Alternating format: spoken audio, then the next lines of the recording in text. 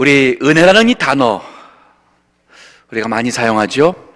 그리고 그 은혜가 우리 구원의 근원이 되며 또 우리 하나님은 사랑과 은혜의 하나님이라는 단어를 늘 말합니다. 에덴 동산에서는 은혜라는 개념이 없었습니다. 아담과 하와는 하나님의 은혜를 몰랐고 또 은혜를 주시는 하나님에 대한 개념을 그들은 이해를 할 수가 없는 상황이었어요. 자, 한번 우리 자신을 에덴 동산으로 한번 우리 놔보십시다. 하나님 만드신 아름다운 자원 속에 있습니다. 악이 없습니다. 위대하신 하나님의 능력이 보입니다. 그리고 하나님 찬송할 수는 있어요. 하지만 하나님께서 우리를 용서하기까지, 은혜라는 것은 거저 주시는 하나님의 선물입니다. 죄인까지도 하나님께서 사랑해서 용서해서 우리에게 구원을, 영생을 거저 주시는 이 은혜라는 개념은 에덴 동산에서는 없었어요. 그리고 그 아담과 하와가 하나님과의 관계를 맺어가기 위해서 주신 그 명령은 선악을 알게 하는 과실을 먹지 마라. 행위를, 어떠한 하나님을 믿는 그 믿음의 행위를 요구했고, 그것을 지킬 때마다 그들이 그 에덴 동산에서 생명나무의 과실을 먹으며 그들이 영생할 수 있는 그런 상황 속에 창조가 이루어졌어요. 하지만 그 자유의지는, 인간에게 있는 자유의지는 완전한 자유의지가 아닙니다. 그때부터도 그렇고 지금도 그렇고 우리에게 있는 자유의지는 불완전해요. 그래서 항상 올바른 선택, 그 우리의 자유의지로서 올바른 것을 선택할 수 있는 인간이 아닌 것입니다. 자, 창세기 3장, 2장까지는 어떠한 하나님께서 이 세상의 모든 만물들과 심지어는 여자를 아담을 위해서 만들어 가정이라는 결혼 제도를 하나님께서 시작을 한 말씀이 2장 끝이었습니다. 이제 3장, 그러면 아마도 이 2장과 3장 사이에 시간이 얼마 흘렀을까? 많이 흐른 것 같지가 않아요. 아직 아담과 하와 사이에 첫 아들도 나오지 않았습니다. 그것은 타락한 이후에 가인이 나오게 되지요. 즉 에덴 동산에서부터 얼마 가지 않아서 인간은 하나님 앞에 우리의 행위가, 우리의 선택이 얼마나 불완전한지를 그것이 드러나게 된 겁니다. 자, 오늘 본문의 말씀은 바로 우리 인간이 하나님의 형상을 따라 만들어져서 주어진 가장 큰 축복 중에 하나가 바로 우리는 로봇가 아니라 또 주인이 옷 입혀주고 털 깎아주는 애완동물도 아닌 우리는 자유의지가 있는 완전한 인격체였어요. 하나님과 같은 인격체였어요. 하지만 그 인격체에 주어진 그 자유의지를 가지고 하나님과의 올바른 관계 속에 살아가야 되는데 그만 우리는 그것을 하지 않는, 하나님이 원하는 것을 하지 않는 선택을 행하는 인간으로서 그만 하나님과의 관계가 단절되는, 그래서 타락이라는 이 엄청난 사건이 오늘 3장 1절부터 7절까지의 기록의 내용입니다. 이제 나중에 제가 좀 강조를 하겠지만은 이 3장의 내용을 많은 분들은 하나님이 원망스러운 것처럼 책임을 질 뿐처럼 얘기하는 경우가 있습니다. 하지만 하나님께서 이렇게 인간을 위대하게 창조하셨고 그 위대한 인간이 자기의 자유의지와 선택 가지고 하나님을 불순종함으로써 죄를 범해서 하나님에게서 단절됐지만, 그래서 죽을 수밖에 없지만 그러한 인간을 하나님께서 여전히 사랑하시고 구원받을 수 있도록 우리의 죄를 구속해 주시는, 우리 죄를 속해 주시는 그러한 피의 흘림과 그리고 그것에 이제 온전한 그 대속물이 되는 예수 그리스도가 와서 우리를 믿는 자에게 구원을 주시는 이 하나님의 구속사라고 해요. 이 구원의 이 하나님의 행하시는 역사가 바로 이제 3장서부터 요한계시록까지 가는 것이 바로 성령의 그 핵심 요지입니다. 즉 타락도 하나님의 창조의 계획 속에 있는 것이지, 하나님께서 2장까지는 창조를 완전하게 했는데 그만 하나님께서 인간이 타락할 줄을 몰라서 그만 하나님이 내가 인간을 잘못 만들었구나, 이게 아닌 거예요. 우리 하나님 실수 없습니다. 인간이 타락이 되고 범죄해서 지옥에 갈 수밖에 없는 자를 하나님께서는 사랑하셔서 믿는 자에게 구원해 주시는 하나님의 놀라운 그 은혜, 그 위대한 사랑. 그래서 우리가 다시 천국 갔을 때에, 에덴 동산과 같은 새 하늘과 새 땅이 이루어졌을 때에, 아담과 하와가 에덴 동산에서 하나님께 예배하고 그 관계와 비교할 수가 없는, 우린 천국에서 비교할 수가 없는 정말 하나님을 향한 뜨거운 사랑과 그 은혜에 감사하는, 그 하나님을 믿고 하나님께 소망 두며 예배하는 그러한 이 완전한 그 하나님의 창조의 축복이 완성되게 되는 것이에요. 그래서 이 3장의 타락도 하나님의 창조와 구원 역사의 일부라고 우리가 할 수가 있습니다. 자, 하지만 우리 인간이 이 타락하게 되는, 죄를 범하게 되는 이 첫 번째 이 사건을 통해서 오늘날도 사탄은 여전히 같은 방법으로 또 같은 목적을 가지고 우리에게 접근하게 되어 있습니다. 자, 3장 1절 보십시다. 여호와 하나님의 지으신 들짐승 중에 뱀이 가장 간교하더라 그랬어요. 이 간교하더라. 근데 이 히브리어를 보니까 이게 문자적으로는 영리하다는 뜻이에요. 영리한, 혹은 신중한, 혹은 신통한. 즉 하나님께서 뱀을 만들 때부터 간교하게 이렇게 그 외식적이고 아주 악하게 만들었다면 하나님이 잘못 만든 것인 거죠. 그건 아니었어요. 마치 인간이 하나님의 자유의지를 가지고 하나님을 거역하는 것처럼 하나님께서 뱀에게도 이 영특한 어떤 많은 짐승 중에서도 그러한 영특함, 그것을 하나님께서 뱀에게 주었고, 사단은 바로 뱀의 그러한 영특함을, 그 특성을 이용하여서 뱀을 통해 하와에게 접근하고 그리고 죄를 범하도록 유혹하는 그 내용이 오늘 본문의 말이에요. 즉 사단은 지금뿐 아니라 에덴 동산에서도 뱀을 도구로 삼아서 그의 영향력 아래 두고자 했던 것처럼 지금도 뱀은 또 혹은 이 사탄은 지금도 나는 사탄이다 해서 우리한테 접근하는 게 아니에요. 누군가를 통해서 사탄은 여전히 그 어떠한 사람을 혹은 어떠한 그 모든 것을 도구로 삼아 우리를 시험하고 유혹하게 될 것입니다. 자, 여기는 뱀이라고 그랬는데 이게 왜 제가 사탄이라고 하는가? 성경에 보게 되면 요한계시록 12장에 보면 또 20장에도 보면은 두 군데에 걸쳐서 이런 말씀이 있어요. 제가 본문에 용지에는 20장 2절의 말씀을 적었는데, 용을 잡으니, 즉 마지막 때에 하나님께서 그 천년 왕국, 이제 세상에 종말이 오고 천년 왕국이 시작이 될 때에 그 용, 그 천년 동안 가다두게 되는데 그 용을 잡았습니다. 근데 그 용이, 성경에 보게 되면 용이 누구냐면은 바로 사탄 마귀의 권세예요. 근데 그 용을 뭐라냐면 곧 옛 뱀이요 사단이요 마귀요 사단이라. 즉 요한계시록에 나오는 용과 사탄, 마귀, 그리고 옛뱀, 요 창세기에 나오는 이 옛뱀 다 같은 그 부류로 성경에서 우리에게 답을 가르쳐 주고 있어요. 즉 이 뱀이 우리 인간과 같이 말을 했다기보다는 아마 뱀을 통해, 뱀을 보면서 하와의 마음속에 어떠한 이 뱀이 지금 말하는 그러한 어떠한 이 메시지가 보면서 정말 하나님이 모든 과실을 먹지 말라고 했는가? 이런 어떤 이 마음이, 뱀이, 사단이 뱀을 통하여서 그런 마음을 사단에게 줬다고 볼 수도 있고, 아니면 뱀이 소리를 내서 이렇게 말을 했다고도 또 가능성이 없다고 할 수는 없어요. 왜냐하면 우리 민수기 22장에 보게 되면 발람 선지자가 나옵니다. 그가 그 모압 왕의 초대를 받아서 돈을 받고 이스라엘 백성을 저주하기 위하여 가는 길에 하나님의 사자가 나타났습니다. 나귀가 그것을 보고는 놀라서 길을 피했어요. 근데 발람 선지자는 그걸 못 보는 거예요. 오히려 낙타는 봤습니다. 그래서 무서워서 피했고, 그런데도 피하니까 때리고, 그 다음에 나귀가 가다가 보니까 포도나무 이 울타리 쪽에 있어서 가운데 있으니까 피해서 담쪽으로 가니 또 이 발람의 발이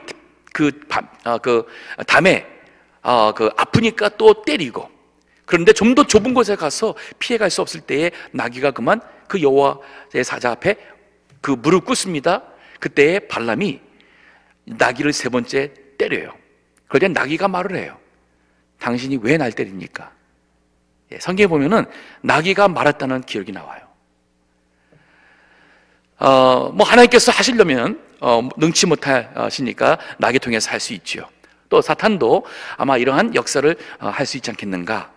아니면 그러한 뱀을 통해서 하와에게 그 사탄의 말이, 메시지가 전달되었다고 볼 수가 있습니다.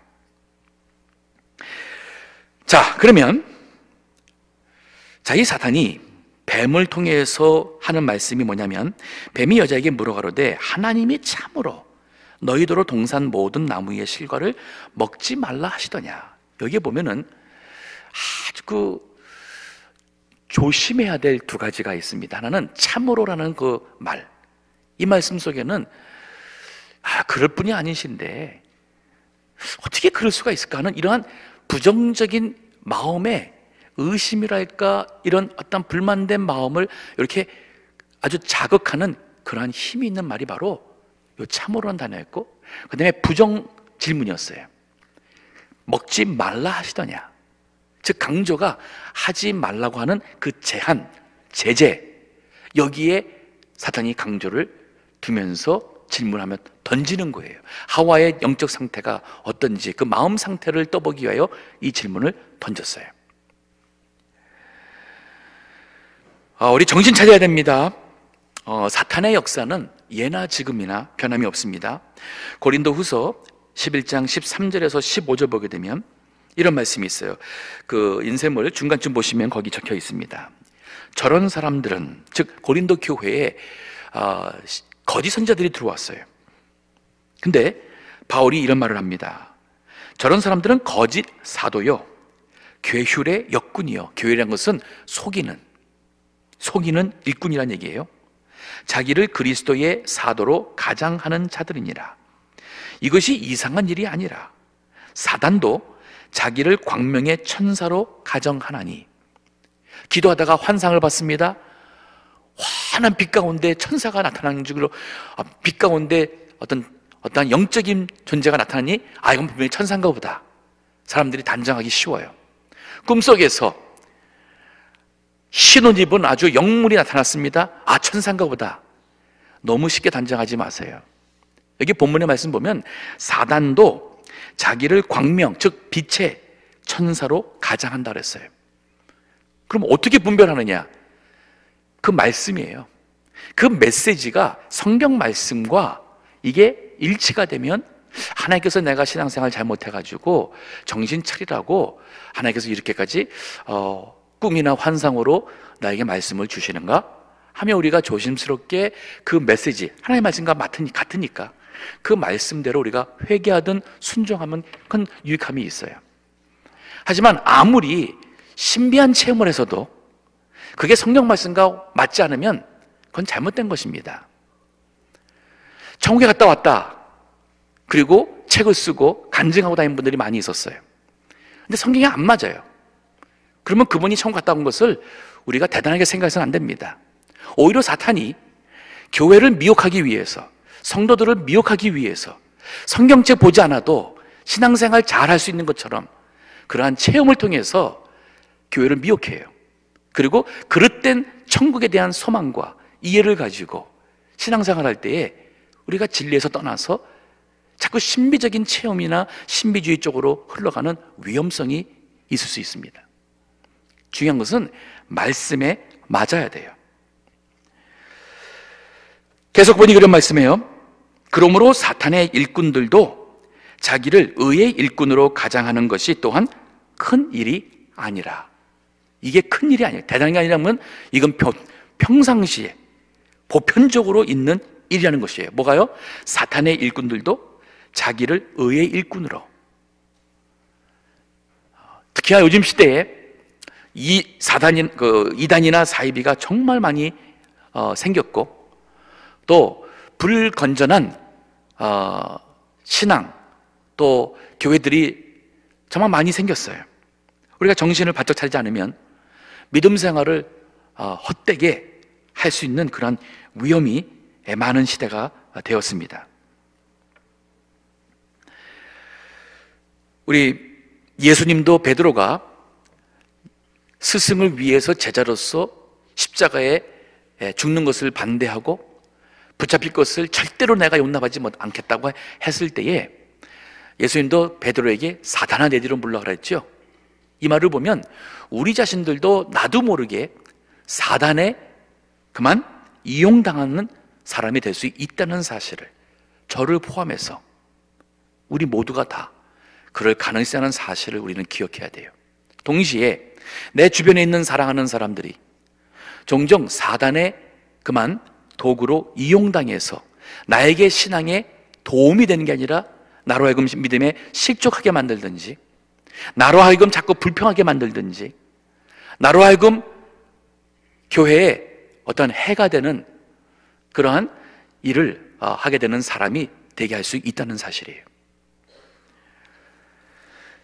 자, 사단은 처음부터 이렇습니다. 이 사단이 여자에게 먼저 왔습니다. 뱀이 여자에게 물어가로되 하나님이 참으로 너희들로 동산 모든 나무의 실과를 먹지 말라 하시더냐. 왜 하필 여자에게 먼저 왔을까? 하나님께서 만드신 것이 남자보다는 여자가 감수성이 풍부합니다. 또 베드로전서 3장 1절에 보게 되면은 여자를 향해서 더 연약한 그릇이다 그랬습니다. 이것은 더 어떠한 감성적인 부분이 있는 것이고, 그래서 이 사단이 아마 남자보다는 그 여자를 먼저 이 타겟을 정하지 않았을까. 또 하나가 있어요. 바로 뭐냐면 2장 16절 17절에 하나님께서 선악과를 먹지 말라고 했던 그 명령을 주실 때에 하와가 그 자리에 있었습니까? 없었습니까? 하와가 그 자리에 있었어요? 없었어요? 없었어요. 그때는 없었습니다. 그 명령을 주고 그리고 하나님께서 하와를 만들었어요. 즉 하나님이 아담에게 선악과를 먹으라는 그 명령을 한 당시에는 하와가 없었고 그 후에 하나님께서 하와를 주었고, 이 말은 여자는 하나님께 직접 이 명령을 들은다기보다는 간접적으로 남편을 통해서 들었다고 볼 수가 있어요. 그러니까 직접 들은 사람과 간접적으로 들은 사람과 그 말씀에 대해서 아무래도 간접적으로 들은 사람이 그 말씀의 중요성, 심각성을 아마 가볍게 여길 수 있다고 볼 수가 있어요.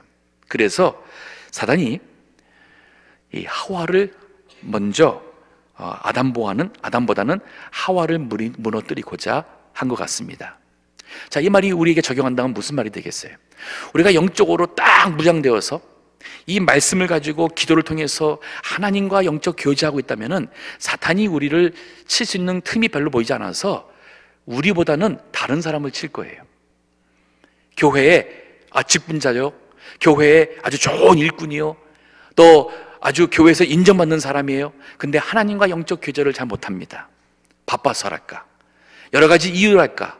그래서 기도 시간 제대로 못 갔습니다. 말씀을 제대로 못 봅니다. 영이 컬컬합니다. 사탄은 그 틈을 놓치지 않을 것입니다. 또 이 믿음이라는 것이 남의 믿음이 들어서 그런가 보다 하는 게 아니라 내가 체험하는 믿음이 있어야 돼요. 나와 하나님과의 영적 교제함이 있는 사람, 즉 직접적인 그러한 1차적인 그러한 믿음의 관계가 있는 사람들이 사탄의 시험을 물리치기가 더 강하다 볼 수가 있습니다. 자, 사탄이 물었어요. 하나님이 참으로, 확인하는 그러한 질문이라기보다는 하나님의 진실성과 의도를 의심케 하며, 또 먹지 말라 하더냐 하는 말씀 속에는 속박하는 듯한 하나님을 향한 못마땅한 마음을 자극하는 질문이었어요. 혹시 우리 성도님들 중에서 이런 식의 대한 대화나 질문하는 분이 있으면 본인을 보셔야 돼요. 그런 분이 있으면 얘기해 주세요.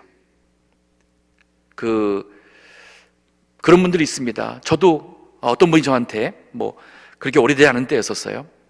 저한테 질문하는데 목사님 그럴 수가 있어요 하면서 좀 이제 얘기를 하는데 벌써 처음부터 그럴 수가 있어요. 제가 딱 경계하게 되더라고요.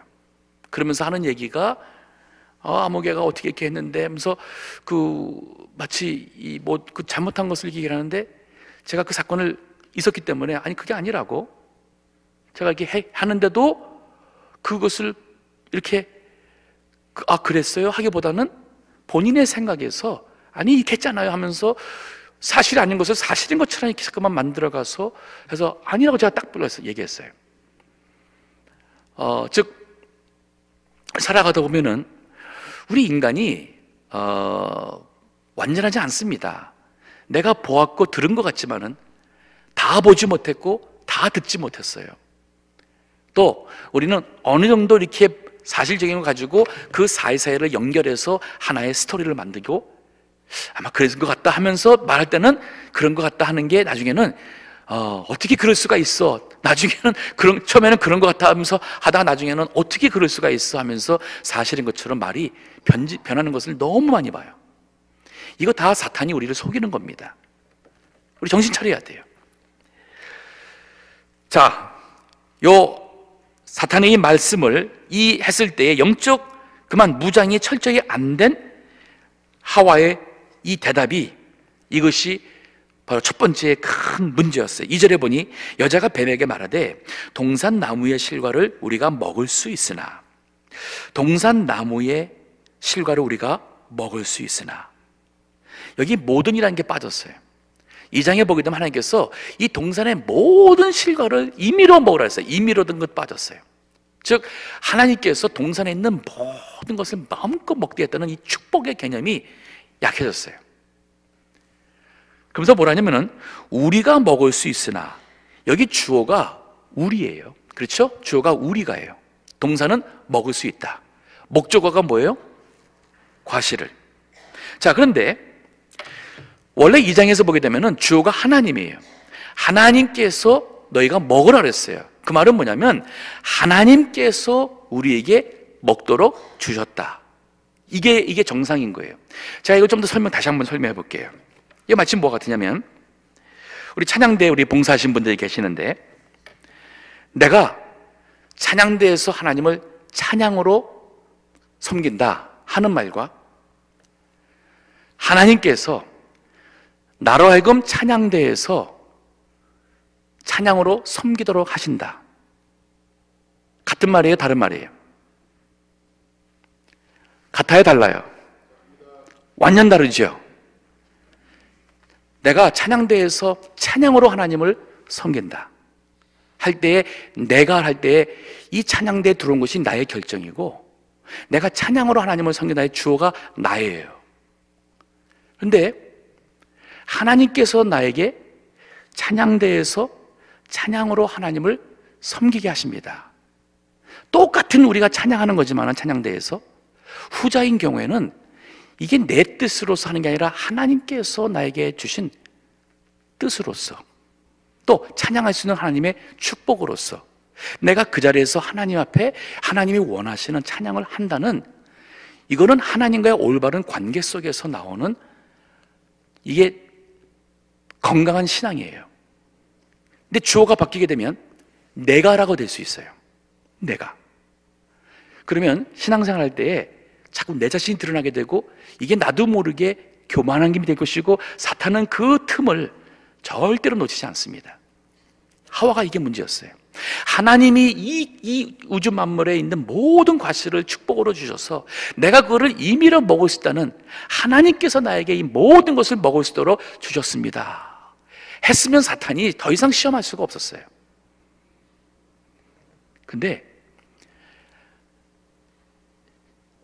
하나님께서 동산의 실과를 먹을 수, 우리로 실과들을 우리가 먹을 수 있으나, 마치 하나님 만든 것을 우리가 먹을 수 있는 것처럼, 내가 원하면 언제나 할 수 있는 것처럼, 즉 하나님이 하신 어떤 그런 하나님의 위대하심과 감사함과 믿음이라는 것은 별로 보이지 않고, 바로 내 자신이 그 하나님의 주체의 자리에 있다는 이 사실이 여기서 보여요.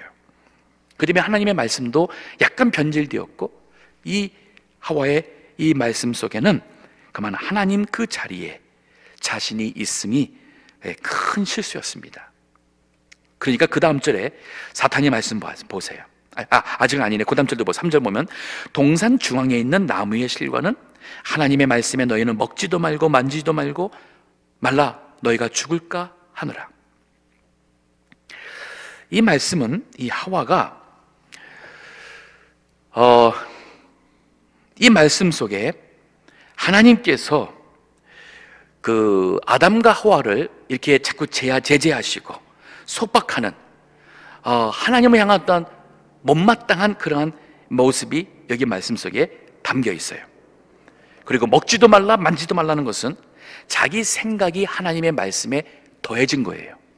하나님 그런 말씀 안 했습니다. 하지만 자기의 생각이 하나님의 말씀에 가미되면서 하나님이 요구하는 것이 너무 지나치다, 부당하다 하는 것처럼 그가 말하고 있어요. 자, 그러면서 하는 얘기가 너희가 죽을까 하노라 했다고 하나님이 말하는 거예요. 죽을까 하노라. 하나님의 말씀에 대한 심각성을 모르고 가볍게 생각하고 있어요. 하나님은 정령 죽으리라고 창세기 2장 17절에 말했건만 그는 하나님을 경외하고 하나님 말씀의 그 무서움을 전혀 모르는 이러한 마음이 그 여인에게 있었어요. 그러니까 4절에 사탄이 그 기회를 놓치지 않습니다. 뱀이 여자에게 이르되 너희가 결코 죽지 아니하리라. 자, 2장 17절에서는 하나님은 먹는 날에는 정령 죽으리라. 사탄은 결코 죽지 않는다. 이 말은 완전 180도 달라요.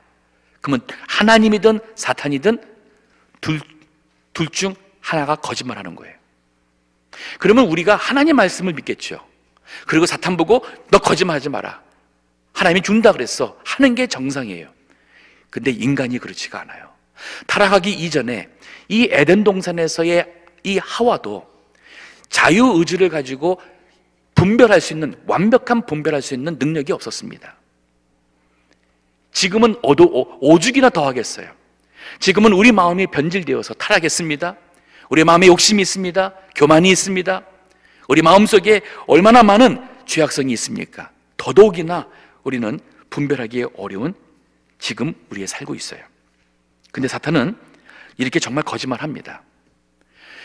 그 사이비 이단들 보게 되면은 우리가 너무 황당하지 않습니까? 신천지에서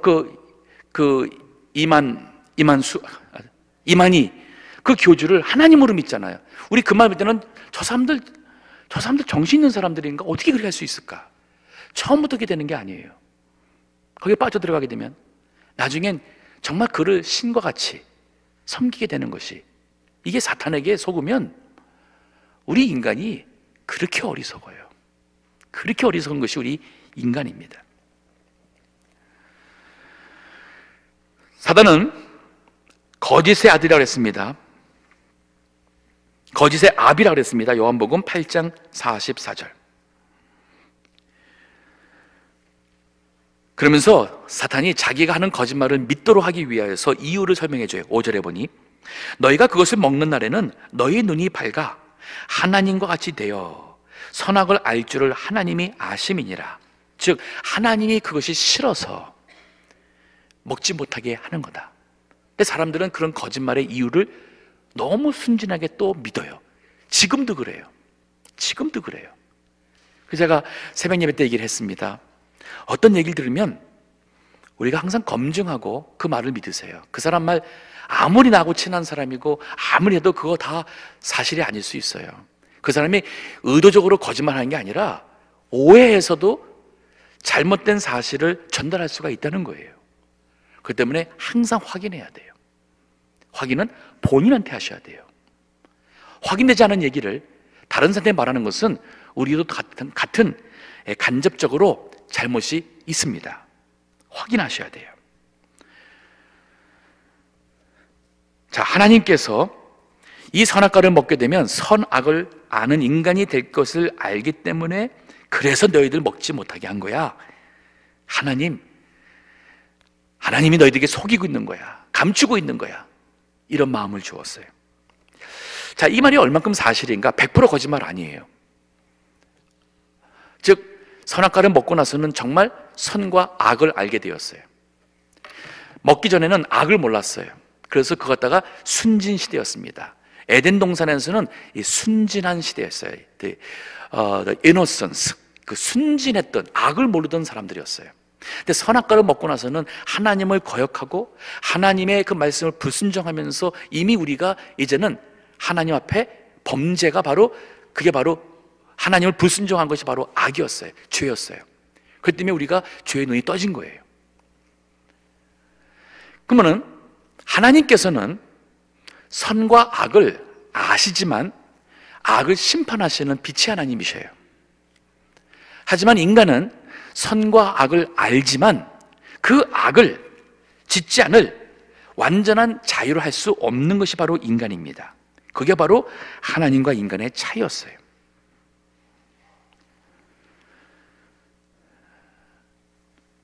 제가 그거를 19페이지 중간쯤 보게 되면은 적었어요. 인간이 하나님같이 되는 것을 우려해 사실대로 알리지 않은 것처럼 불신을 조장하고 유혹한다. 이 사탄의 주장 속에는 인간의 행복과 하나님처럼 눈이 밝아지는 특권을 감추려는 그 하나님의 악의가 있는 것처럼 이 사탄의 속이는 악의가 그 자리에 있었어요. 그 위에 보게 되면은 인간은 죄와 악의 눈이 열린다는 뜻이고, 눈이 밝는다는 것은 하나님과 같이 선과 악을 아는 것은 맞아요. 하지만 인간은 악의 유혹과 욕심으로 인해 죄를 범하는 것이 하나님과의 차이예요. 하나님은 그 죄를 범할 수가 없습니다. 범하지 않습니다. 그다음에 이것이 차이점이죠.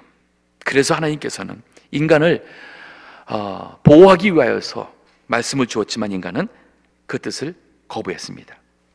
자, 6절에 보면은 이 사탄의 말을 하고는 6절에 보니 여자가 그 나무를 본즉 먹음직도 하고 보암직도 하고 지혜롭게 할 만큼 탐스럽기도 한 나무인지라. 실제로 그 나무가 다른 모든 나무보다 과실보다 더 맛있고 보기에 아름답고 지혜롭다고 그런 의미가 아니에요.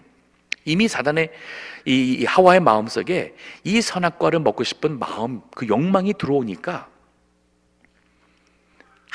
다른 때보다도 더 먹고 싶고 더 먹음직스럽고 더 보암직스럽고 정말 이거 먹으면 내가 영의 눈이 떠져서 그만 지혜롭게 될 것 같은 그러한 마음이 들어옵니다.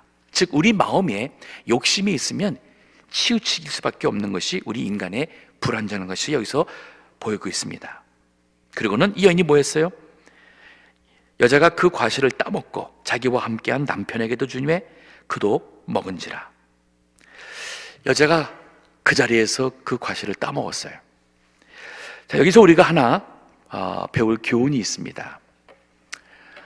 이러한 중대한 거 있을 때 그 자리에서 하지 마세요. 요거는 제가 목회하면서 또 개인적으로 저도 지난 과거에 너무 경솔해서 실수했던 적들이 있었어요. 그래서 그때마다 지나고 나니까 내가 너무 경솔했다.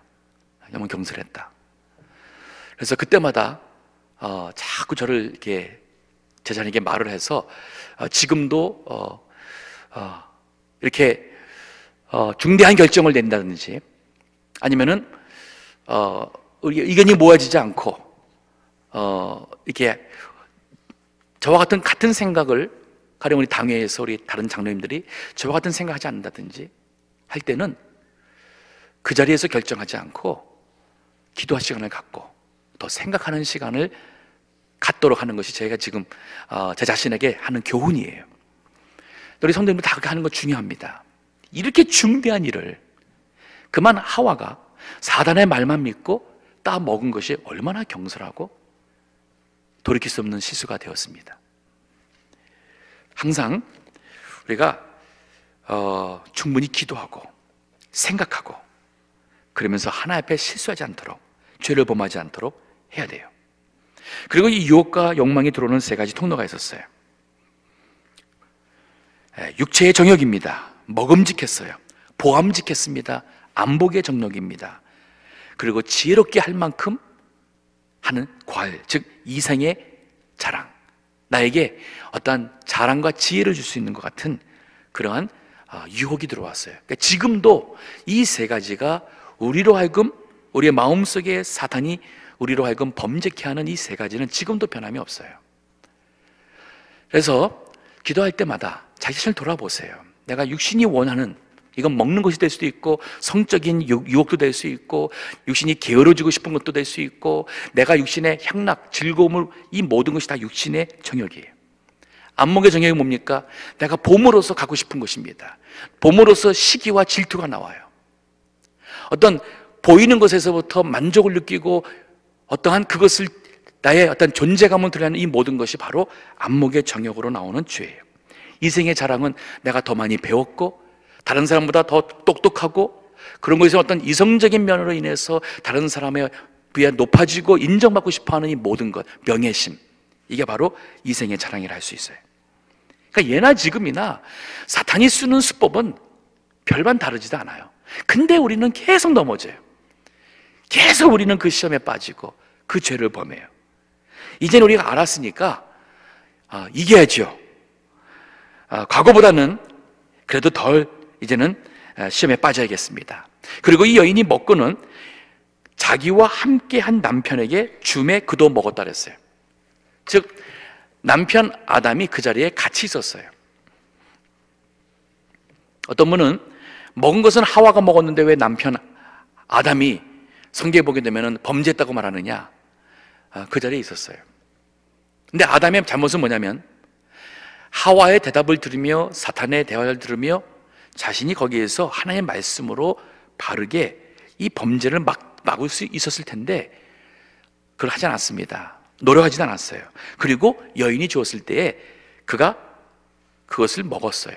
이 말은 본인의 책임입니다. 변명할 여지가 없어요. 그리고 인류의 대표로서 아담이 그 죄를 지게 되는 것입니다. 그러니까 우리도 우리 주변에 잘못된 사람이 있을 때에 그냥 이렇게 슬쩍 묵인하고 나는 아닌 것 같이 하며 그리고 책임을 회피하려는 것, 하나님께는 그럴 수가 없습니다. 자, 마지막으로 7절에 보면 이에 그들의 눈이 밝아 자기들의 몸이 벗은 줄 알고 무화과 나무 잎을 엮어 치마를 하였더라. 눈이 정말 밝아졌어요. 즉 열렸어요. 그러고서는 이제는 모든 세상과 자신들의 모습을 순진하게, 아름답게, 선하게 보는 그 눈이 그만 열려서 이제는 악의 눈이 떠졌어요. 수치의 눈이 떠졌어요. 부끄러움의 눈이 떠졌어요. 죄를 범한 그 자신들의 하나님의 죄를 범한 죄의 모습이 배 눈이 떠졌어요. 그리고는 아무도 없는데, 두 사이인데, 부부 사이인데 자신의 벗은 몸을 가린다는 것은 부부 사이에도 이제는 서로가 감추는 것이 있는 우리한 인간관계로, 인간관계에 단절이 왔습니다. 하지만 그 인간의 수치와 죄책을 감출 수 있는 것이 고작 무화과 나무를 엮었어요. 얼마 지나면은 마르겠죠? 마르면은 깨져서 떨어지겠죠? 그러면 그 수치심은 또 드러날 것입니다.